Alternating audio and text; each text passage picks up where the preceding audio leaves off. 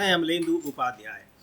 बड़ी खबर इस समय बिहार से आ रही है। बिहार के मुख्यमंत्री नीतीश कुमार के ऊपर इस्तीफा देने का दबाव बढ़ गया है। उनको पद से हटाने की मांग हो रही है और कहा जा रहा है कि नीतीश कुमार अब पद छोड़ दें।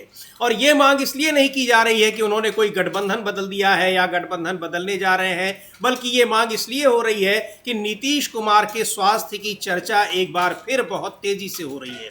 नीतीश कुमार का स्वास्थ्य ठीक नहीं है, वो मुख्यमंत्री पद पर बने रहने लायक नहीं है। इसको लेकर बिहार की विधानसभा में हंगामा हो रहा है। बिहार की विधानसभा के बाहर प्रदर्शन हो रहा है। पूर्व मुख्यमंत्री राबड़ी देवी भी धरना दे रही हैं, प्रदर्शन कर रही हैं और नीतीश कुमार से इस्तीफे की मांग हो रही है। क्यों मांग हो रही है उसके और ये जो स्वास्थ्य कारणों को लेकर नीतीश कुमार पिछले कई महीनों से चर्चा में है और ये कहा जा रहा है कि उनका स्वास्थ्य ठीक नहीं है, वो इस लायक अब नहीं है कि हम मुख्यमंत्री के पद पर बने रहें। आने वाले दिनों में बिहार में विधानसभा चुनाव भी होने हैं। बिहार में एनडीए की सरकार है, उसके मुख्यमंत्री नीतीश कुमार है, भारतीय जनता पार्टी सरकार में शामिल है। नीतीश कुमार पर इस्तीफे का दबाव बढ़ता जा रहा है। सुनते हैं बिहार में नेता प्रतिपक्ष जो है तेजस्वी यादव क्या कह रहे हैं। पूर्व उप मुख्यमंत्री हैं, नीतीश कुमार के सहयोगी रह चुके हैं, लेकिन तेजस्वी यादव ने ही सबसे मुखर आवाज उठाई है कि नीतीश कुमार इस्तीफा दे दें, अब वो पद पर बने रहने लायक नहीं है, उनका स्वास्थ्य अब उनका साथ नहीं दे रहा है। सुनते हैं तेजस्वी यादव को। रह गए कि उस पद पर बने रहे, अचेत अवस्था में है। बहुत सारी बातें तेजस्वी यादव ने नीतीश कुमार के लिए कही और सीधे तौर पे कहा कि ये बात हम लोग बहुत पहले से कह रहे हैं। एक बार देखते हैं कि कल जिस घटना की बात हो रही है, जिस मुद्दे पर नीतीश कुमार के एक स्वास्थ्य की बात हो रही है कि मानसिक स्थिति उनकी ठीक नहीं है, उसके विजुअल्स भी देखेंगे आप स्क्रीन पर। अगर हम चाहेंगे कि इसको आप फुल स्क्रीन पर देखें, ये वही विजुअल्स हैं जब राष्ट्रगान बज रहा है और नीतीश कुमार क्या कर रहे हैं उस समय आप देख सकते हैं। जबकि उनके साथी जो डिप्टी चीफ मिनिस्टर हैं उनको समझा भी रहे हैं, उनके अगल बगल के लोग कह रहे हैं कि भाई राष्ट्रगान बज रहा है, आप कर क्या रहे हैं। लेकिन नीतीश कुमार उसके बाद भी उनको समझ में नहीं आया कि वो क्या कर रहे हैं। जनता का अभिवादन भी करने लगे, ये समझ में नहीं आ रहा है कि खुद कर रहे थे या किसी ने उनसे नमस्कार किया था। लेकिन ये आप देख सकते हैं कि किस तरह से नीतीश कुमार राष्ट्रगान के वक्त ये कर रहे हैं और इसको लेकर पूरे बिहार में ही नहीं देश भर में हंगामा मचा हुआ है। बिहार में जगह जगह प्रदर्शन हो रहे हैं और संसद में भी इसको लेकर नाराजगी जताई है। बिहार के जो आरजेडी के सांसद हैं, दूसरी पार्टियों के भी सांसद हैं, सबने इसको लेकर नीतीश कुमार से पद छोड़ देने की मांग की है कि अब वो इस पद के लायक नहीं रह गए हैं। अमलेंदु जी, अब ये जो दिखाई पड़ रहा है, इस तरह के कई वाकये हुए हैं विधानसभा के भीतर भी, कई ऐसे विजुअल्स जो है वायरल हुए हैं जिसमें ऐसा लग रहा है कि नीतीश कुमार की मानसिक हालत ठीक नहीं है और ये बार बार तेजस्वी यादव और बिहार के जो दूसरे नेता हैं वो इसकी चर्चा कर रहे हैं। लेकिन ये राष्ट्रगान वाली जो घटना थी ये तो अपने आप में बहुत ही अजीबोगरीब थी। उनके साथी भी उनको समझाने की कोशिश कर रहे हैं कि आप ये क्या कर रहे हैं, लेकिन फिर भी शायद उनके बात समझ में नहीं आई, जो विजुअल्स हम लोगों ने भी देखे। हाँ, उनकी बात समझ में नहीं आई और जो खबरें आ रही समझिए उसके मुताबिक ये है कि पहले जब घोषणा हुई कि राष्ट्रगान होगा, हाँ। तो उन्होंने राष्ट्रगान रुकवाया, बोले पहले एक राउंड लगा कर आते हैं, फिर वो चल दिए और नीचे उतरे हैं और नीचे उतर कर घूमे हैं, उसके बाद फिर जाकर पहुंचे हैं और फिर जब पहुंचे, फिर जब दोबारा शुरू हुआ राष्ट्रगान तो फिर वो उनके बराबर में मुख्य सचिव दीपक कुमार खड़े हुए हैं जी, उनको बार बार जो है वो कुछ बात कर रहे हैं उनसे और वो इशारा कर रहे हैं कि रुकिए, ये देखिए, ये वो तसल्ली से खड़े रहिए, वो इशारा कर रहे हैं। हाँ। वो नीचे से अभिवादन ले रहे हैं और सामने देख रहे हैं। तो ये एक बिल्कुल अचेत अवस्था जो है जो समझी जा सकती है वो है। पता नहीं कि अचेत अवस्था है या नीतीश कुमार जानबूझकर अपमान कर रहे हैं जी। दोनों ही परिस्थितियों में ये मामला गंभीर मालूम पड़ता है। विपक्ष उनके इस्तीफे की मांग कर रहा है। अब इस्तीफा देंगे नीतीश कुमार, नहीं देंगे ये नहीं कहा जा सकता, इस्तीफा देंगे नहीं कहीं देंगे, लेकिन ये एक बड़ा मुद्दा बनेगा और विपक्ष इसको जो है ये इस तौर पर ले रहा है कि चूंकि जो व्यक्ति इतना भी अचेत है कि वो राष्ट्रगान के समय एक सावधान की अवस्था में 58 सेकंड खड़ा नहीं हो सकता, तो वो किस तरीके से राज्य को चलाएगा, क्या राज्य भी इसी तरीके से चल रहा है, ये विपक्ष की तरफ से सवाल उठाए जी। बिल्कुल ये सवाल उठाए जा रहे हैं। बिहार विधानसभा में इसको लेकर जबरदस्त प्रदर्शन हो रहा है। बिहार में दूसरे जगहों पर, अलग अलग जगहों पर भी इसे लेकर प्रदर्शन हो रहा है। नीतीश कुमार से पद छोड़ने की मांग की जा रही है और जैसा तेजस्वी यादव का हमने सुना तो सीधे तौर पर ये नहीं कह रहे हैं कि इस्तीफा दे, वो बहुत ही गंभीरता के साथ कह रहे हैं कि अब वो इस पद पर बैठने लायक नहीं है, अब काम नहीं कर पा रहे हैं, इसलिए उनको पद छोड़ देना चाहिए। तो बहुत ही विनम्रता के साथ ये बात कही है। और ये उन्होंने एक चुनौती भी दी है प्रधानमंत्री को भी कि आखिर क्या नीतीश कुमार को पद से हटाया जाना चाहिए कि नहीं हटाया जाना चाहिए। क्या 6 महीने जब आने वाले दिनों में अगर चुनाव होने हैं तो इसी तरीके से उसको खींचा जाएगा, उस समय को। बहुत गंभीर मुद्दा है, लेकिन इसको लेकर अब पटना से लेकर दिल्ली तक पूरा हंगामा मचा हुआ है। नीतीश कुमार का ये वीडियो है, ये वायरल हो रहा है कि किस तरह से राष्ट्रगान अगर बज रहा है उस समय वो किस तरह की हरकत कर रहे हैं। बिहार में पूर्व मुख्यमंत्री राबड़ी देवी धरने पर बैठी हुई हैं, प्रदर्शन कर रही हैं विधानसभा के बाहर। एक बार सुनते हैं वो क्या कह रही हैं। उन्होंने भी कहा है कि नीतीश कुमार का मानसिक संतुलन ठीक नहीं है, स्वास्थ्य उनका ठीक नहीं है और पद छोड़ देना चाहिए, मुख्यमंत्री के पद पर नहीं बने रहना चाहिए। सुनते हैं राबड़ी देवी को क्या कह रही हैं। कि लोगों को प्रणाम कर रहे हैं, हालांकि शोरगुल में वो उनकी बाइट बहुत साफ सुनाई नहीं दी, लेकिन कई वीडियो इस तरह के पहले आए हैं कि बार बार तमाम नेताओं के पैर छूने की कोशिश करते दिखाई पड़ते हैं। प्रधानमंत्री नरेंद्र मोदी के पैर छूते दिखाई पड़े हैं मंच पर। अभी फिलहाल कुछ दिन पहले की बात है, बीजेपी के नेता रविशंकर प्रसाद के पैरों पर गिरने की कोशिश कर रहे थे, वो विजुअल्स भी वायरल हुए। और ये सारी बातें ये बता रही हैं कि ये जानबूझकर, यानी स्वस्थ अवस्था में नीतीश कुमार ऐसा नहीं कर सकते थे। इसका मतलब ये है कि जो विपक्ष आरोप लगा रहा है कि मानसिक स्वास्थ्य उनका ठीक नहीं है और इस स्थिति में उनको इस्तीफा दे देना चाहिए, मुख्यमंत्री के पद पर नहीं बने रहना चाहिए। और चूंकि वो गठबंधन के नेता हैं तो गठबंधन के सहयोगी दलों का भी ये दायित्व बनता है कि उनको उस पद से हटाएं और उस पद पर जबरन उनको बैठाए रहने का कोई औचित्य नहीं है, कोई मजबूरी नहीं है। हाँ, यही सवाल तेजस्वी पूछ रहे हैं कि अब राष्ट्रवाद का जो ज्ञान देती है बीजेपी, उसे नीतीश कुमार के इस व्यवहार पे कोई आपत्ति है कि नहीं है कि वो राष्ट्रगान का अपमान कर रहे हैं। ये सवाल तेजस्वी पूछ रहे हैं और ये बड़ा मसला बिहार में बनता चला जा रहा है। राबड़ी देवी का बयान भी आया है। समीर जी, आज आरजेडी के सांसदों ने हरी शर्ट पहनकर प्रदर्शन किया है, संसद भवन में प्रदर्शन किया है। दूसरी तरफ मीसा भारती ने भी अपनी बात रखी है, उन्होंने भी कहा है कि इस्तीफा दें। और राबड़ी देवी ने तो ये साफ तौर पर कहा है कि उनकी मानसिक स्थिति ठीक नहीं है, अब वो अपने बेटे को मुख्यमंत्री बनाए और खुद रिटायरमेंट लें। ये बेहतर है। तो अब ये समझ में आ रहा है कि या तो नीतीश कुमार जानबूझकर इसलिए कर रहे हैं कि ये बातें उठने लग जाए कि हम नीतीश कुमार मानसिक रूप से स्वस्थ नहीं है तो अपने बेटे को मुख्यमंत्री बनाए, तो रास्ता साफ कर रहे हैं। या तो ये, या वास्तव में उनकी मानसिक स्थिति ठीक नहीं है, या वो वास्तव में अपमान करना चाहते हैं राष्ट्रगान का। अब इन 3 चीजों में से कोई एक बात हो सकती है और इसमें भारतीय जनता पार्टी भी घिरी हुई नजर आती है। जी बिल्कुल, घिरी नजर इसलिए आती है कि भारतीय जनता पार्टी भी उस सरकार में सहयोगी है, बल्कि बड़ी पार्टी है, उसके विधायकों की संख्या ज्यादा है। मुख्यमंत्री भले ही नीतीश कुमार हैं, लेकिन भारतीय जनता पार्टी के विधायकों की संख्या ज्यादा है उस गठबंधन में, जिस गठबंधन की सरकार नीतीश कुमार चला रहे हैं। एक बार देखेंगे किस तरह से आरजेडी के सांसदों ने संसद भवन में किस तरह से प्रदर्शन किया है हरी टी शर्ट में और नीतीश कुमार के इस्तीफे की मांग की है। ये आरजेडी के सांसद हैं और ये प्रदर्शन कर रहे हैं और इनका कहना है कि नीतीश कुमार पद पर बने रहने लायक नहीं है। वहीं जो सांसद हैं मनोज झा को सुनते हैं, आरजेडी के सांसद, उन्होंने क्या कहा है इस मामले में, जब नीतीश कुमार राष्ट्रगान के समय किस तरह से वो इधर उधर देख रहे हैं और दूसरों से बात कर रहे हैं, लोगों का अभिवादन कर रहे हैं।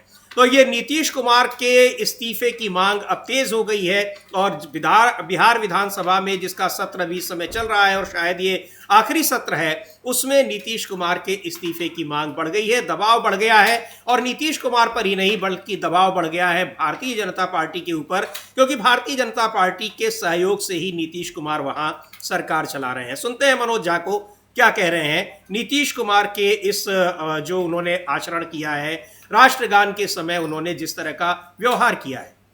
मनोज झा और आरजेडी के सांसदों का प्रदर्शन आप देख रहे हैं, संसद भवन परिसर में चल रहा है। नीतीश कुमार के इस्तीफे की मांग हो रही है कि नीतीश कुमार पद पर बने रहने लायक नहीं है, उनका स्वास्थ्य अब उनका साथ नहीं दे रहा है, उनको पद से हटाया जाना चाहिए। और ये मांग सबसे ज्यादा ये नीतीश कुमार से तो हो ही रही है, भारतीय जनता पार्टी के ऊपर भी दबाव बन रहा है कि भारतीय जनता पार्टी नीतीश कुमार का इस्तीफा ले। अमलेंद्र जी, बड़ा सवाल है कि नीतीश कुमार का इस्तीफा लेकर क्या बिहार में वास्तव में बीजेपी के पास अपना खुद का भी कोई विकल्प नहीं है। मान लीजिए जेडीयू के पास कोई विकल्प नहीं है नीतीश कुमार का, क्या बीजेपी के पास भी विकल्प नहीं है कि वो नीतीश कुमार को मुख्यमंत्री पद से हटने के लिए राजी कर सके और अपने किसी व्यक्ति को, चाहे जेडीयू के ही किसी नेता को मुख्यमंत्री बना दे या अपनी पार्टी के किसी व्यक्ति को मुख्यमंत्री बना दे? देखिए ये बड़ा कठिन सवाल है समीर जी, क्योंकि बीजेपी भी यही तय नहीं कर पा रही है कि उसको नीतीश कुमार के साथ चुनाव में जाना है कि नीतीश कुमार के बिना चुनाव में जाना है। और चुनाव से पहले अगर नीतीश कुमार को हटाया जाता है और बीजेपी अपने किसी व्यक्ति को मुख्यमंत्री बनाती है तो क्या बीजेपी उतनी प्रभावी हो पाएगी? क्योंकि सामने तेजस्वी यादव है और सामने मजबूत गठबंधन है, इंडिया गठबंधन। तो बीजेपी के पास अपना कोई इस तरीके का चेहरा नहीं है जो तेजस्वी के कद का हो, तो इसलिए नीतीश कुमार उसकी मजबूरी है। लेकिन उसे सरकार अपनी बनानी है तो नीतीश कुमार का सहारा लेना चाहती है, नीतीश कुमार के नाम पर वो खेलकर और फिर अपनी सरकार बनाना चाहती है, ये उसकी रणनीति है। तो इसलिए पूर्ण बहुमत आ जाएगा तब जिसको चाहेगी बना देगी, कोई भी मनोहर लाल खट्टर मिल जाएंगे। हाँ, तो मनोहर लाल खट्टर मिल जाएंगे, कोई भजन लाल शर्मा मिल जाएंगे, कोई मोहन यादव मिल जाएंगे, कोई वो जो अपने विप्लव देव मिल जाएंगे। मतलब पर्ची से कोई भी निकल आएगा फिर, तब पर्ची किसी की निकल आएगी। लेकिन अभी पर्ची निकालने में खतरा ज्यादा है, क्योंकि फिर जो जिसकी पर्ची निकलेगी उसका मुकाबला फिर तेजस्वी होगा, तो तेजस्वी के सामने कौन टिक पाएगा? इसलिए बीजेपी के सामने भी संकट है कि वो नीतीश को इसलिए ढोना चाहती है। तो चुनाव तक तो ढोएगी, लेकिन उसके बाद क्या करेगी ये बीजेपी जो है वो अच्छे तरीके से कर रही है। नीतीश कुमार भी इस चीज को समझ रहे हैं कि नीतीश कुमार फिलहाल बीजेपी की मजबूरी है कि वो उनके नाम पर चुनाव तो लड़ेगी, लेकिन चुनाव के बाद नीतीश को साथ रखेगी नहीं रखेगी ये आने वाला समय बताएगा। तो अब देखना ये है कि बीजेपी अपना नहीं बताएगी। जो तो आपका जो सवाल था समीर जी, तो निश्चित तौर पर बीजेपी अभी किसी भी हाल में नीतीश को अभी नहीं हटाएगी।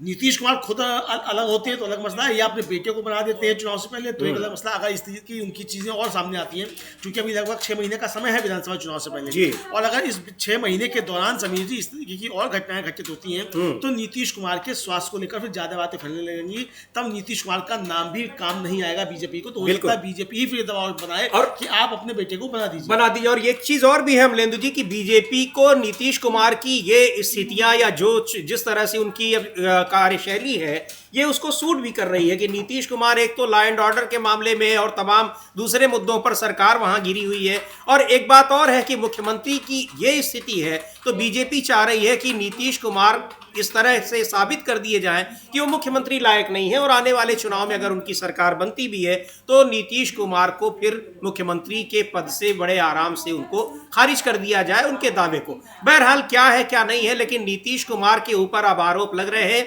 कि वो एक भी मिनट पद पर बने रहने लायक नहीं है, इसलिए कि उनका स्वास्थ्य ही काम नहीं दे रहा है, अचेत अवस्था में है। सीधे तौर पर ये तेजस्वी यादव ने कहा, राबड़ी देवी ने कहा कि उनका मानसिक स्वास्थ्य ठीक नहीं है, तुरंत उनको पद छोड़ देना चाहिए, और पद से अगर इतना ज्यादा लगाव है तो अपने बेटे को मुख्यमंत्री बना देना चाहिए।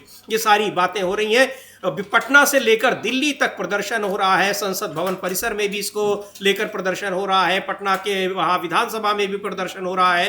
तमाम नेताओं ने इसको लेकर अपने बयान दिए। एक बार सुनते हैं फैजाबाद से समाजवादी पार्टी के सांसद अवधेश प्रसाद क्या कह रहे हैं नीतीश कुमार के इस आचरण पर, जिस तरह से उन्होंने राष्ट्रगान के समय जो हरकत की है, जो विपक्ष कह रहा है और जिस वजह से उनसे इस्तीफे की मांग हो रही है। के सांसद हरी टी शर्ट में प्रदर्शन कर रहे हैं। अभी टी शर्ट का मुद्दा कल भी बड़ा चर्चा में रहा। दक्षिण भारत के तमाम सांसद टी शर्ट पहनकर आए थे डिलिमिटेशन के खिलाफ, और उनको संसद भवन परिसर में नहीं आने दिया गया, और लोकसभा की कार्यवाही बंद कर दी गई, रोक दी गई, स्थगित कर दी गई, राज्यसभा की कार्यवाही भी स्थगित की गई। खैर, सुनते हैं नीतीश कुमार के ऊपर जो इस्तीफे का दबाव बढ़ रहा है उस पर अवधेश प्रसाद क्या कह रहे हैं, समाजवादी पार्टी के सांसद।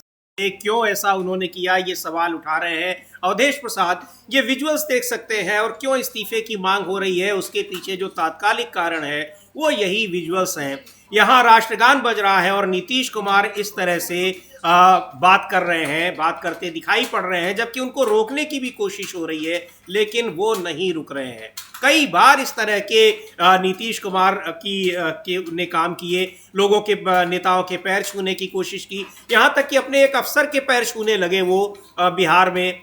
इस तरह के कई बार काम किए जो बिल्कुल असामान्य दिखाई पड़ता है, और ये आवाज़ें उठने लगी हैं कि नीतीश कुमार का स्वास्थ्य ठीक नहीं है, मानसिक स्वास्थ्य खास तौर पर उनका सही नहीं है, उनको इलाज की ज़रूरत है, और वो मुख्यमंत्री के पद पर बने रहने लायक नहीं है। ये आप देख सकते हैं आरजेडी के विधायक हैं जो पटना में विधानसभा भवन में परिसर में ये प्रदर्शन कर रहे हैं। ये उसमें पूर्व मुख्यमंत्री राबड़ी देवी भी शामिल हैं और नीतीश कुमार के इस्तीफे की मांग हो रही है और बीजेपी पर भी दबाव बन रहा है कि वो नीतीश कुमार का इस्तीफा ले। बीजेपी पर दबाव बन रहा है कि नीतीश कुमार का इस्तीफा ले, पर नीतीश कुमार का इस्तीफा बीजेपी लेगी कि नहीं लेगी, सवाल तो ये है। और लगता नहीं है कि इस्तीफा लिया जाएगा, और इस्तीफा अगर लिया भी जाएगा तो जैसा राबड़ी देवी ने कहा कि वो अपने बेटे को बनाए, तो बीजेपी भी अभी यही चाहिए कि उनके बेटे मुख्यमंत्री बन जाए। तो अब देखना ये कि नीतीश कुमार खुद मुख्यमंत्री बने रहना चाहते हैं या अपने बेटे को बनाकर अब रिटायर होना चाहते हैं। तो अभी नीतीश कुमार को तय करना है। लेकिन जिस तरीके की चीज़ें अब सामने आ रही हैं और जिस तरीके से उनके इस तरह के विजुअल्स आ रहे हैं, ये राज्य की कानून व्यवस्था पर तो सवाल उचित है कि जो एक व्यक्ति अगर इतना बीमार है और अगर वो ये भी नहीं समझ पा रहा कि राष्ट्रगान के समय उसको सावधान खड़े होना है और टोके जाने के बावजूद इस तरीके की हरकत कर रहा है, तो फिर वो राज्य कैसे चलाएगा। और गृह मंत्रालय भी उन्हीं के पास है, मुख्यमंत्री भी वही है। जी हाँ, तो ये कानून व्यवस्था की स्थिति है कि पुलिस वालों की लिंचिंग की जा रही है, रोज हो रही है, रोज हो रही है, रोज घटनाएं इस तरह की हो रही है बिहार में। तो ये जिस तरीके की स्थिति पैदा हो रही है, तो ये बड़ा संकट बनता जा रहा है। और जो एक यूएसपी समझी जाती है कि साहब नीतीश कुमार की सुशासन बाबू है, वही छवि जो है वो खराब होती नजर आ रही है। जी बिल्कुल। तो वहां पर एक तो लॉ एंड ऑर्डर की स्थिति और किस तरह से बिहार में शासन चल रहा है, उस पर बार बार सवाल उठ रहे हैं। और सबसे बड़ी बात यह है कि नीतीश कुमार के मानसिक स्वास्थ्य पर सवाल उठ रहे हैं। नीतीश कुमार ने अब कल जिस तरह से राष्ट्रगान के समय जो उन्होंने किया है, जिस तरह से उन्होंने बात कर रहे हैं और उनको पता ही नहीं चल रहा है कि क्या हो रहा है, राष्ट्रगान बज रहा है या फिर क्या हो रहा है, लोग क्यों खड़े हैं, वो खुद भी क्यों खड़े हैं, जैसे ऐसा लग रहा है जैसे उनको कुछ पता ही नहीं है। इसीलिए शायद तेजस्वी ने कहा कि बिल्कुल अचेत अवस्था में है वो। तो ये सारी चीजें हो रही हैं और पटना में, बिहार में विधानसभा से लेकर दिल्ली में संसद तक प्रदर्शन हो रहा है। इसके खिलाफ नीतीश कुमार के इस्तीफे की मांग हो रही है और बीजेपी पर भी दबाव बन रहा है कि बीजेपी उनसे इस्तीफा ले, उनको पद से हटाए, क्योंकि वो अब इस पद पर बने रहने लायक नहीं है। सुनते हैं संसद में मीसा भारती जो आरजेडी की सांसद हैं, उन्होंने क्या कहा है और नीतीश कुमार को लेकर, नीतीश कुमार के मानसिक स्वास्थ्य को लेकर और इस समय बिहार की स्थिति क्या हो गई है, इन सब मुद्दों पर मीसा भारती को सुनते हैं। और नीतीश कुमार पर आपको बता दें कि दबाव बढ़ गया है कि वो पद छोड़ दें, इस्तीफा दे दें, क्योंकि अब मुख्यमंत्री के पद पर बने रहने लायक वो नहीं है। मुख्यमंत्री क्या किसी भी पद पर बने रहने लायक नहीं है, क्योंकि उनकी मानसिक स्थिति जिस तरह से है वो उनको वो साथ नहीं दे रही है कि नीतीश कुमार कोई महत्वपूर्ण जिम्मेदारी संभाले। सुनते हैं मीसा भारती को। करने की या फिर कुछ संज्ञान लेने की मांग की जा रही है। हालांकि ऐसा तो हो नहीं सकता कि प्रधानमंत्री और गृह मंत्री ने वो विजुअल्स ना देखे हों, बिहार के राज्यपाल ने वो ना देखे हों, सबने ये देखा है, पूरे देश ने देखा है, दुनिया भर ने देखा है, तो निश्चित तौर पर इन लोगों ने भी देखा होगा। लेकिन अभी तक उस पर कोई बयान नहीं आया है बीजेपी के नेताओं का। लेकिन अमलेंदु जी, महत्वपूर्ण बात यह है कि ये गृह मंत्री और प्रधानमंत्री से संज्ञान लेने की बात क्यों कही जा रही है। गृह मंत्री और प्रधानमंत्री से तो दूरी बनाए हुए हैं नीतीश कुमार। दिल्ली जाते हैं तो गृह मंत्री से नहीं मिलते और गृह मंत्री वहां उनसे मिलते नहीं, इसलिए अपना कार्यक्रम टाल देते हैं। हाँ, दूरी तो बनाए हुए हैं, लेकिन अगर दूरी बनाए हुए हैं तो समर्थन क्यों दे रही है बीजेपी? जी, बनाए हुए क्यों है मुख्यमंत्री? और सबसे ज्यादा मंत्री तो मंत्रिमंडल में बीजेपी के ही हैं, विधायक भी सबसे ज्यादा बीजेपी के हैं। तो जब बीजेपी के सबसे ज्यादा विधायक हैं और सबसे ज्यादा मंत्री हैं, तो फिर क्यों उनको बर्दाश्त कर रही है? अगर ऐसा है तो ये तो बीजेपी को स्पष्ट करना है। इसीलिए प्रधानमंत्री और गृह मंत्री से कहा जा रहा है कि भाई आप इनका इस्तीफा लीजिए। दूसरा जो प्रधानमंत्री गृह मंत्री को कहा जा रहा है समीर जी, वो इसीलिए कहा जा रहा है कि चूंकि बीजेपी वहाँ अपनी सरकार बनाने की कोशिश करना चाहती है, मतलब कोशिश कर रही है जी, और नीतीश कुमार को किनारे करना चाहती है। तो अगर आप नीतीश कुमार को किनारे करना चाहते हैं तो आप अभी से किनारे क्यों नहीं करते? ये सवाल पूछा जा रहा है कि यानी आप चुनाव लड़ेंगे नीतीश कुमार के नाम पर और फिर बाद में आप नीतीश कुमार को किनारे करेंगे, तो अभी करिए जब नीतीश कुमार की मानसिक स्थिति ठीक नहीं है। इसलिए विपक्ष जो है वो बार बार सवाल कर रहा है प्रधानमंत्री से और गृह मंत्री से कि भाई आप इनका इस्तीफा लीजिए। जी बिल्कुल। तो ये दबाव बढ़ रहा है भारतीय जनता पार्टी के ऊपर, क्योंकि बिहार में नीतीश कुमार एनडीए के मुख्यमंत्री हैं और उस एनडीए में सबसे ज्यादा सीटें भारतीय जनता पार्टी के पास है। नीतीश कुमार के पास बहुत कम सीटें हैं, फिर भी बीजेपी ने उनको मुख्यमंत्री बना रखा है। तो अब ये सवाल पूछा जा रहा है कि आखिर बीजेपी की ऐसी क्या मजबूरी है कि नीतीश कुमार की इस मानसिक हालत में भी वो उनको मुख्यमंत्री के पद पर बैठाए रहे। ऐसी क्या मजबूरी है और ऐसा क्यों हो रहा है? बिहार का इसमें नुकसान हो रहा है, बिहार की जनता इस वजह से सफर कर रही है, बहुत सारी बातें हो रही हैं। और ये पहली घटना नहीं है, बल्कि इस तरह की कई घटनाएं हो चुकी हैं जिसमें नीतीश कुमार के स्वास्थ्य को लेकर, मानसिक स्वास्थ्य को लेकर चिंता जताई गई है। एक बार तेजस्वी यादव को सुनते हैं क्या कहा उन्होंने, और वो यही बात कह रहे हैं कि ऐसा पहली बार नहीं हुआ है, पिछले काफी समय से इस तरह की स्थितियां हैं और अब पानी जो है वो सिर के ऊपर जा चुका है। नीतीश कुमार को पद छोड़ देना चाहिए, बिहार के लोगों के हित में छोड़ देना चाहिए पद। सुनते हैं नीतीश कुमार क्या कह रहे हैं। चलाने लायक नहीं है, उनको रिटायरमेंट ले लेना चाहिए। तेजस्वी यादव जबरदस्त हमलावर हैं और सवाल पूछ रहे हैं बिहार के बीजेपी के नेताओं से और प्रधानमंत्री नरेंद्र मोदी से भी। और क्या कहा है उन्होंने, कहा है कि डॉक्टरों को इनका परीक्षण करके उसकी रिपोर्ट बतानी चाहिए राज्य को, देश को, कि उनकी मानसिक स्थिति क्या है। लेकिन इस बीच एक और बड़ी खबर आ रही है। खबर यह है कि आम आदमी पार्टी ने अपने संगठन में व्यापक स्तर पर बदलाव किए हैं। दिल्ली में विधानसभा चुनाव हारने के बाद ये महत्वपूर्ण बदलाव माना जा रहा है। क्या बदलाव किए हैं अविनाश, जरा बताएं इसके बारे में। हाँ, जब दिल्ली के चुनाव में आम आदमी पार्टी को हार मिली थी तो उसके बाद से ये इस तरह की चर्चाएं शुरू हो गई थी कि पार्टी के संगठन में बड़ा बदलाव होगा। और खासतौर पर दिल्ली के जो नेता, क्योंकि दिल्ली में पार्टी विपक्ष में आ गई है, तो उनको जो देश भर के संगठन के काम में लगाया जाएगा। तो वो बदलाव की शुरुआत हो गई है। तो पहला तो यही है कि जो दिल्ली के प्रदेश अध्यक्ष हैं गोपाल राय थे अभी तक, उनको हटा दिया गया है। उनकी जगह सौरभ भारद्वाज को दिल्ली का आम आदमी पार्टी का प्रदेश अध्यक्ष बना दिया गया है जी। और गोपाल राय को दिल्ली से हटाकर गुजरात का प्रभारी बना दिया गया है, क्योंकि अगला चुनाव है, जो आम आदमी पार्टी जिन जगह स्ट्रांग है उनमें गुजरात भी है।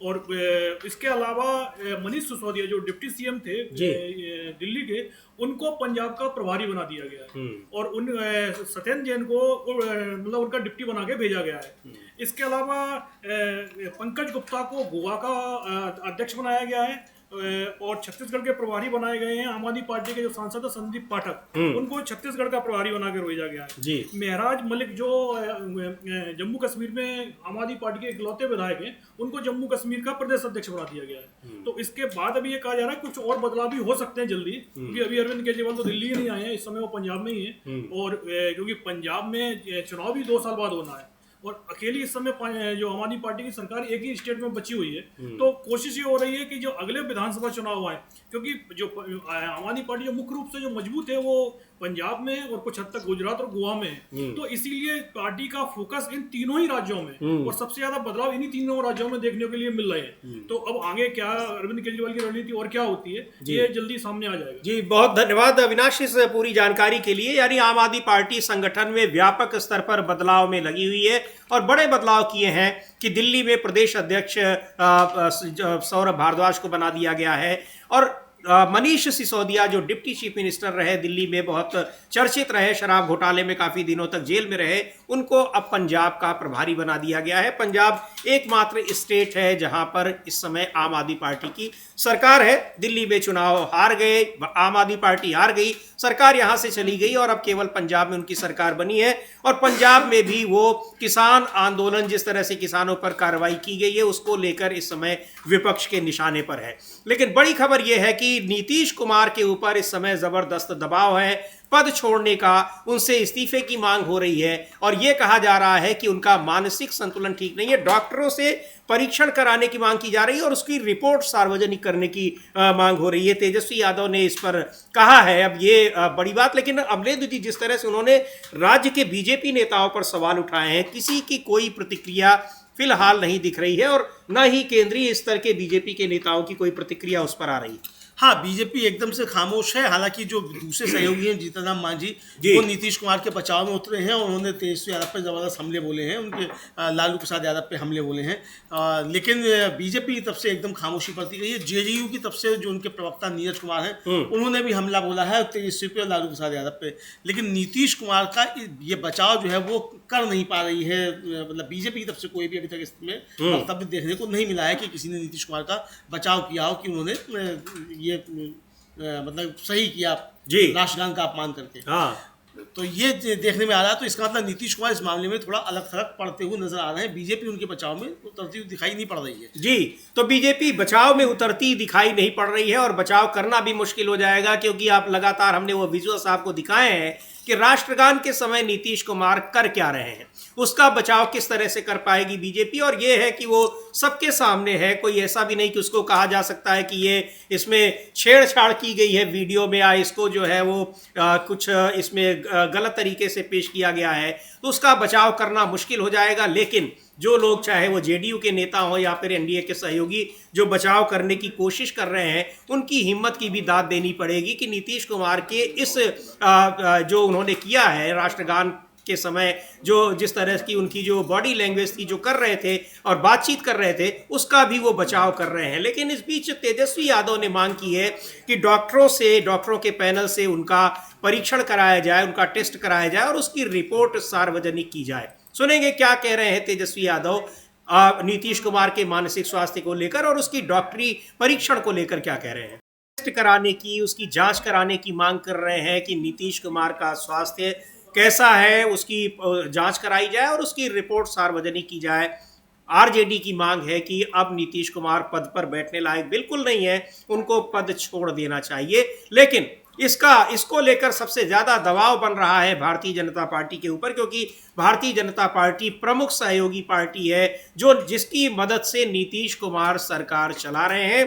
पर भारतीय जनता पार्टी की ओर से अब तक कोई भी बयान नहीं आ रहा है, ना तो बचाव करते हुए और ना ही राष्ट्रगान के अपमान को लेकर जो उन्होंने कहा है, क्योंकि राष्ट्रगान के अपमान को लेकर भी तो कुछ बोलना चाहिए कि अपमान हुआ है कि नहीं हुआ है। और यही बात कह रहे हैं तेजस्वी यादव कि ये लोग नकली राष्ट्रवादी हैं, इनको इस चीज में कोई राष्ट्र का अपमान नहीं दिखाई पड़ रहा है। हाँ, तेजस्वी यादव यही बता रहे हैं कि ये राष्ट्र का अपमान है और इसमें इनको कोई राष्ट्र का अपमान दिखाई नहीं पड़ रहा है, तो ये नकली राष्ट्रवादी हैं। लेकिन इस नकली राष्ट्रवाद के बीच समीर जी एक और बड़ी खबर जो है वो दिल्ली से है।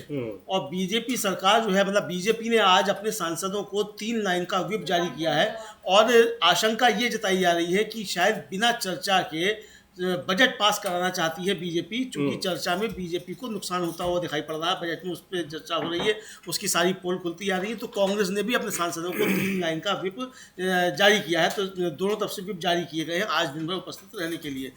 गिलोटिन के जरिए सरकार जो है वो व्हिप को करा सकती है, इसको बजट को पास करा सकती है। गिलोटिन तब लाया जाता है कि जब सरकार बिना चर्चा के किसी महत्वपूर्ण बिल को पास कराना चाहती है। तो आशंका यह जताई जा रही है कांग्रेस की तरफ से कि ये बिना चर्चा के इसको पास कराना चाहते हैं। जी बिल्कुल। तो इसमें संसद के सत्र में अब उस बजट को पास कराने को लेकर कांग्रेस ने भी व्हिप जारी किया है अपने सांसदों को और बीजेपी ने भी व्हिप जारी किया है। लेकिन आज राज्यसभा में जो हमने आपको दिखाया कि नीतीश कुमार के खिलाफ प्रदर्शन हो रहे हैं, उसके अलावा तमाम मुद्दों पर बात हो रही। लेकिन आज एक और भी बहुत महत्वपूर्ण मुद्दे पर राज्यसभा में चर्चा हुई। कांग्रेस के नेता जयराम रमेश ने वो मुद्दा उठाया और मुद्दा ये उठाया कि दिल्ली हाई कोर्ट के एक जज के घर पर बहुत बड़ी मात्रा में कैश यानी नकदी मिली थी, उस मुद्दे को उठाया। अमलेंदु जी, क्या वो मुद्दा है, आप बताएं, उसके बाद हम लोग जयराम रमेश को सुनाएंगे कि इस पर उन्होंने कहा क्या है राज्यसभा के भीतर। असल में दिल्ली उच्च न्यायालय के एक न्यायमूर्ति हैं जस्टिस यशवंत वर्मा जी, उनके घर एक नोटों का पहाड़ मिला। और वो नोटों का पहाड़, पहले तो खबर बाहर नहीं आई, बहुत देर से वो खबर बाहर आई और उसके बाद सुप्रीम कोर्ट के कॉलेजियम ने उनका तबादला उनके गृह प्रदेश उत्तर प्रदेश कर दिया, यानी इलाहाबाद हाई कोर्ट कर दिया जी। इसको लेकर काफ़ी ज़्यादा जो है वो सवाल उठ रहे हैं।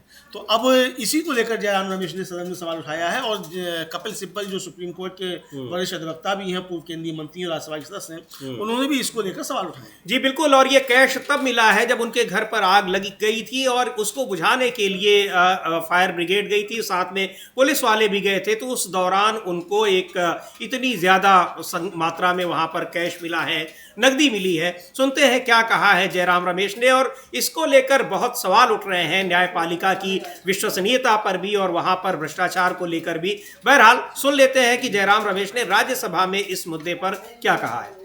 को सजा के तौर पर केवल उनका ट्रांसफर कर देना ये बहुत गंभीर मसला है और इसको लेकर बहुत सारे सवाल उठ रहे हैं, सोशल मीडिया पर चर्चा हो रही है। सुप्रीम कोर्ट के वरिष्ठ वकील कपिल सिब्बल को भी सुनते हैं, पूर्व केंद्रीय मंत्री हैं, राज्यसभा सदस्य हैं, वो इस मुद्दे पर क्या कह रहे हैं। और आपको बता दें कि जिन जज के घर पर, दिल्ली हाई कोर्ट के जज के घर पर मिला, उनका तबादला कर दिया गया जहां से वो आए थे, यानी इलाहाबाद हाई कोर्ट में उनका तबादला कर दिया गया है। कितना कैश था इसकी भी चर्चा हो रही है कि उस कैश की गिनती क्यों नहीं हुई, सार्वजनिक क्यों नहीं किया गया। बहरहाल सुन लेते हैं कपिल सिब्बल को इस पूरे मसले पर वो क्या कह रहे हैं। गए थे तो दिल्ली हाई कोर्ट के जज के घर से बड़ी मात्रा में कैश मिलने की घटना सामने आई है, जिसको लेकर तमाम चर्चाएं हो रही हैं कि कहां से वो कैश आया। ये बात सार्वजनिक होनी चाहिए। और इस बीच एक और महत्वपूर्ण खबर है राजस्थान से।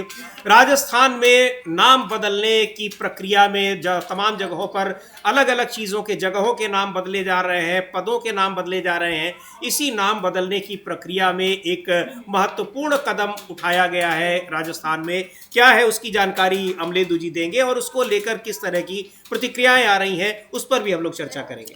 समीर जी, कल राजस्थान विधानसभा में विधेयक पारित किया गया और वो विधेयक ये था कि जो राजस्थान में 32 विश्वविद्यालय हैं उनमें जो कुलपति और उप कुलपति होते हैं उनके नाम बदलकर अब कुलगुरु और प्रति कुलगुरु कर दिया जाएगा।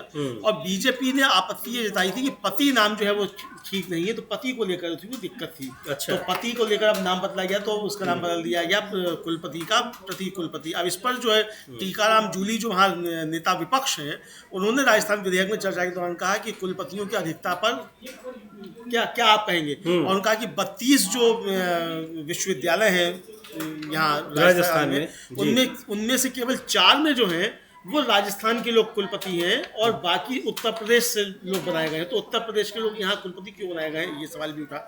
दूसरा, जो शिव से विधायक है वहाँ रविंद्र सिंह भाटी, और वो जोधपुर विश्वविद्यालय के छात्र संघ के अध्यक्ष भी रहे। उन्होंने लगभग 10 मिनट का वहाँ भाषण दिया। बहुत जबरदस्त तरीके से उन्होंने सरकार की खिंचाई की और उन्होंने कहा कि जो अटैची लेकर आता है वो कुलपति बन जाता है, और आप जो कुलपति का नाम बदलकर कुलगुरु कर रहे हैं तो ये कुलगुरु मान लीजिए किसी मार्कशीट पर दस्तखत कर दिए और वो व्यक्ति किसी दूसरे प्रदेश में गया या बाहर कहीं गया तो वहां कुलगुरु के हस्ताक्षर देख के कौन इसको स्वीकार करेगा। तो इसका क्या होगा। और शिखा मील बराला वहां कांग्रेस की विधायक है, उन्होंने तो बहुत जबरदस्त सवाल उठाया जी। उन्होंने कहा तो फिर ये अगर ये पति नाम बुरा है तो ये लखपति दीदी क्यों बना रहे हो। और इसी के बाद समझिए ये सवाल उठने लगा कि क्या अब राष्ट्रपति का नाम भी बदला जाएगा। राष्ट्रपति भी पति लगा हुआ है, उसमें वो भी अब राष्ट्रगुरु हो जाएंगे। तो ये नाम बदलने का सिलसिला इससे पहले जो समीर जी हुआ था कि दिल्ली में वो जो तुगलक लेन थी उसका नाम बदलकर 2 सांसदों ने खुद ही नाम बदल दिया उसका, बाद में हटा भी लिया उसको, बाद में हटा भी लिया लेकिन खुद नाम बदल दिया। इसी तरीके से रेलवे स्टेशनों के नाम बदले जाते हैं। इलाहाबाद प्रयागराज हो गया, मुगल सराय दीनदयाल उपाध्याय जंक्शन हो गया। तो ये नाम बदलना जो है तो अभी ये पदों के नाम भी बदले जा रहे हैं। इसी तरीके से भारत और इंडिया को लेकर वो चल रहा है वो बोलिए। तो अब ये लेकर बहुत सवाल उठ रहे हैं। तो क्या आप अब इसका जो है वो अब प्रोफेसर रामगोपाल यादव जो है जो समाजवादी पार्टी के सांसद है महासचिव हैं, उनका कहना है कि ये जो आग लगा रहे हैं नाम बदलने की, ये असल में दक्षिण में जो चल रहा है उसके लिए ये किया जा रहा है और ये दक्षिण तक इसको लेकर जाएंगे ताकि हिंदी और मतलब जो हिंदी हार्टलैंड है और दक्षिण है उसके बीच विभाजन और बढ़े। जी, तो हम सुन लेते हैं पहले रविंद्र भाटी जो विधायक है, पहले उनको सुन लेते हैं क्या कह रहे हैं। और कुलपति का नाम वाइस चांसलर का अंग्रेजी में कहते हैं, उनको कुलपति का कहा जाता है विश्वविद्यालयों में, उसको लेकर नाम बदला गया है, कुलगुरु कहा जाएगा राजस्थान में। तो अब क्या कह रहे हैं रविंद्र भाटी, विधायक है, सुनते हैं उनको। और नाम बदलने की ये प्रक्रिया कहाँ तक पहुंचेगी, कहाँ तक जाएगी, इसका कोई और छोर नहीं है, लेकिन कोशिशें जारी हैं। सुनते हैं रविंद्र भाटी को।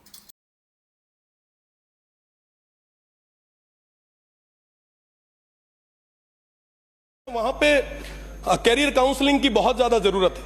आज के समय में कोई भी कैंपस के अंदर कैरियर काउंसलिंग के लिए नहीं आ रहा। विद्यार्थी हैं, ग्रेजुएशन कर लेते हैं, ग्रेजुएशन होने के बाद में कहीं ना कहीं दर दर की ठोकरें खाने पे मजबूर हो रहे हैं। अगर आप ये चीजें करवाएंगे तो निश्चित रूप से हमारे युवाओं को एक नई जगह मिलेगी।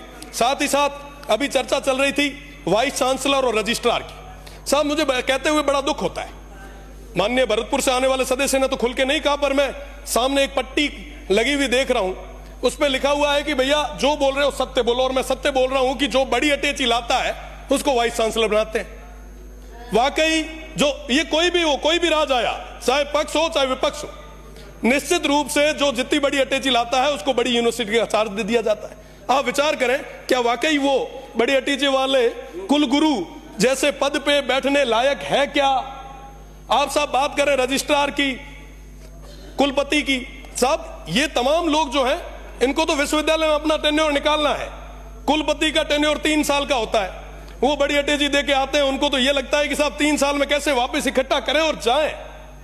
साहब इस दौर में सबसे बड़ा नुकसान किसको हो रहा है? हमारे इस प्रदेश को हो रहा है, हमारी आने वाली पीढ़ी को हो रहा है। आखिर उसका गुनहगार कौन है? अगर हमारे युवाओं और हमारी इस शिक्षा नीति को पूरी तरीके से खत्म किया जा रहा है तो इसका गुनहगार कौन?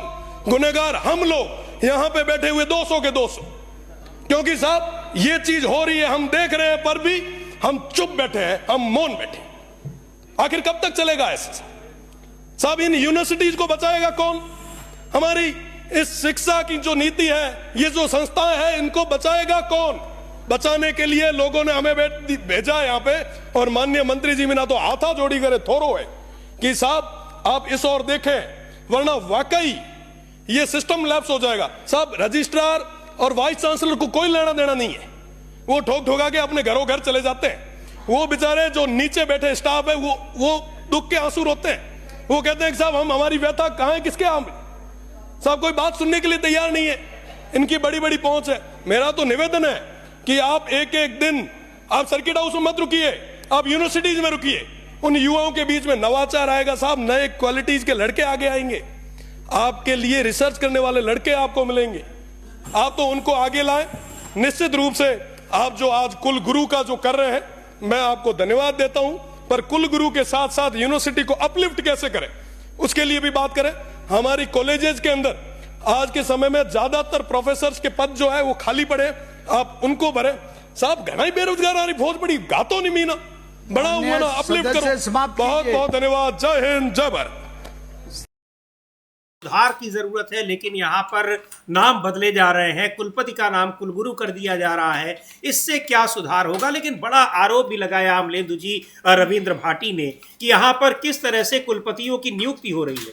पहले उसको देख लीजिए, आप नाम बाद में बदल दीजिएगा। और ये भी सवाल उठाया, क्या नाम बदलने से उनकी नियुक्ति की वो व्यवस्था बदल जाएगी? हाँ, ये सवाल भी उठाया रविंद्र सिंह भाटी ने।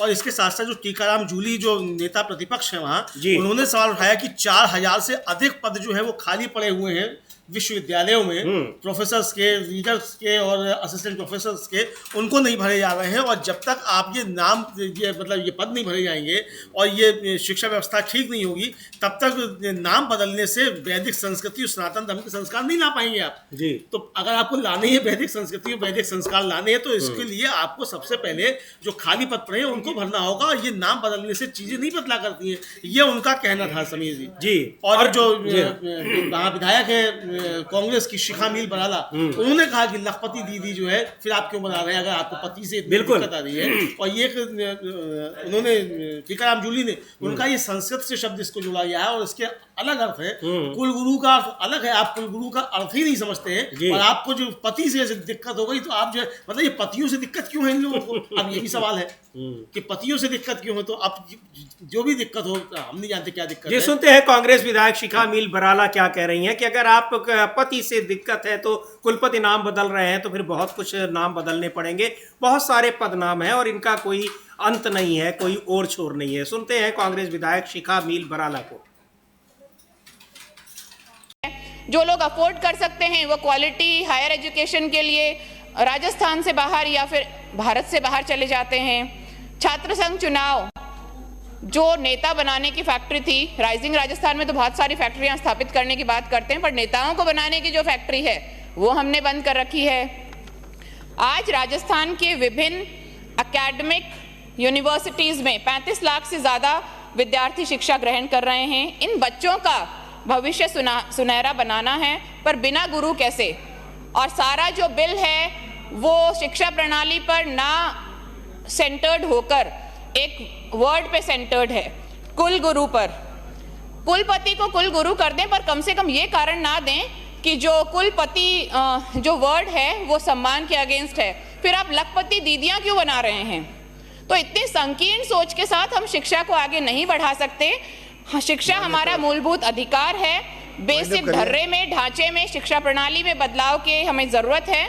सिर्फ इस नाम पर जो लिपापोती चल रही है उससे काम नहीं चलेगा। लोग हमसे, आने वाली पीढ़ी हमसे जवाब मांगेंगी। इसलिए विधेयक को जनमत जानने के लिए प्रसारित करना चाहिए था। आपका बहुत बहुत धन्यवाद। जय हिंद। माननीय अध्यक्ष महोदय, राजस्थान में और कह रही है कि कुलपति का नाम अब बदल रहे हैं तो लखपति दीदी, राष्ट्रपति। बहुत सारे नाम हैं और उसका अर्थ कुछ अलग होता है। आप कुलगुरु उसके बदले कर रहे हैं। ये क्यों किया जा रहा है? प्रोफेसर राम गोपाल यादव बड़ा आरोप लगा रहे हैं कि ये सारी चीज़ें इसलिए की जा रही हैं ताकि ज़रूरी मुद्दों से ध्यान भटकाया जा सके और जो महत्वपूर्ण मुद्दे हैं उन पर चर्चा की मांग ना हो पाए, उनसे लोगों का ध्यान भटका रहे। जिस तरीके से केंद्र में भी चल रहा है, संसद में भी चल रहा है कि ज़रूरी मुद्दे हैं लेकिन उनके बीच में दूसरे तरह के मुद्दे आते हैं। सुनते हैं प्रोफेसर राम गोपाल यादव क्या कह रहे हैं राजस्थान सरकार के इस फैसले पर। परिवार के गुरु होते हैं, ख़ानदान के गुरु होते हैं, एक बिल्कुल अलग चीज़ है। आप उसमें विश्वविद्यालय के चांसलर, वाइस चांसलर के लिए इस तरह के पदनाम का इस्तेमाल करेंगे सिर्फ इसलिए कि वो आपके पुरानी परंपराओं से मेल खाता है, लेकिन मेल किस तरीके से खाएगा ये बड़ा सवाल है। पर जो एक महत्वपूर्ण बात यह है कि ज़रूरी मुद्दों से ध्यान भी तो भटकाना है, तो ये सारी चीज़ें नहीं लाई जाएंगी तो फिर कैसे होगा? कुछ न कुछ तो लाना ही पड़ेगा। हाँ, जरूरी मुद्दों से ध्यान भटकाना है और इसके पीछे क्या क्या राजनीति चल रही है, किस तरीके से। देखिए 22 मार्च को डिलिमिटेशन के खिलाफ लोग जुट रहे हैं जी। कई राज्यों के मुख्यमंत्री जुट रहे हैं, 9 प्रदेशों के मुख्यमंत्री जो है वो जुट रहे हैं और अन्य दल भी उसमें जुट रहे हैं, पूर्व मुख्यमंत्री जुट रहे हैं। तो टीडीपी भी उसमें आने वाली है। हाँ, टीडीपी भी आ सकती है लेकिन वाईआरसीपी तो कंफर्म है वो आएगी। हालांकि उसके मुख्यमंत्री अब नहीं है, वो पूर्व मुख्यमंत्री है जगनमोहन रेड्डी, वो पहुंचेंगे। उड़ीसा के मुख्यमंत्री रह चुके नवीन पटनायक उसमें पहुंचेंगे जी। तो ये 2 पूर्व मतलब मुख्यमंत्री पहुंचेंगे और हो सकता है कि टीडीपी भी उसमें शामिल हो, उनकी तरफ से कोई कंफर्मेशन नहीं। तो ये बड़ा मोर्चा समीर जी बन रहा है। और इधर जिस तरीके से नीतीश कुमार की स्थिति डामाडोल हो रही है, तो नीतीश कुमार कोई गड़बड़ ना कर बैठे तो उसको लेकर भी बहुत सारी बातें चल रही हैं। तो यानी एक अस्थिरता का माहौल केंद्र सरकार में देखने को मिल रहा है। अब आज जिस तरीके से ये जारी किया 3 लाइन का व्हिप भारतीय जनता पार्टी ने, और उसके तुरंत बाद कांग्रेस ने भी 3 लाइन का व्हिप जारी कर दिया जी। तो ये समझा जाता है कि सरकार जो है वो बजट पर चर्चा से भाग रही है। उससे खतरा ये है कि कहीं बजट पे चर्चा में होते होते जो नीतीश कुमार और चंद्रबाबू नायडू, चिराग पासवान, एकनाथ शिंदे, ये सब लोग जो है एकदम से बगावत ना कर दें और बजट कहीं पास ना होने पाए, ये शंकाएं उसको लग रही हैं। तो बिना चर्चा के ही वो बजट को पास कराना चाहती है, इस तरीके की आशंकाएं जताई जा रही हैं विपक्ष की तरफ से। तो इसलिए कांग्रेस ने भी अपना जो है वो व्हिप जारी किया है। तो ये सारे मसले जिस तरह से उठ रहे हैं, तो ऐसे में अब ये कुलपति और कुलगुरु का विवाद लेकर शुरू कर दिया गया है, वहाँ नाम बदल दिया गया। अब टीकाराम जूली ने सदन में पूछा कि भाई ठीक है, आपने कुलपति और कुलगुरु और प्रति कुलपति को आपने प्रति कुलगुरु कर दिया, कुलाधिपति को अब क्या कहेंगे आप, कुलाधि गुरु? सही बात है।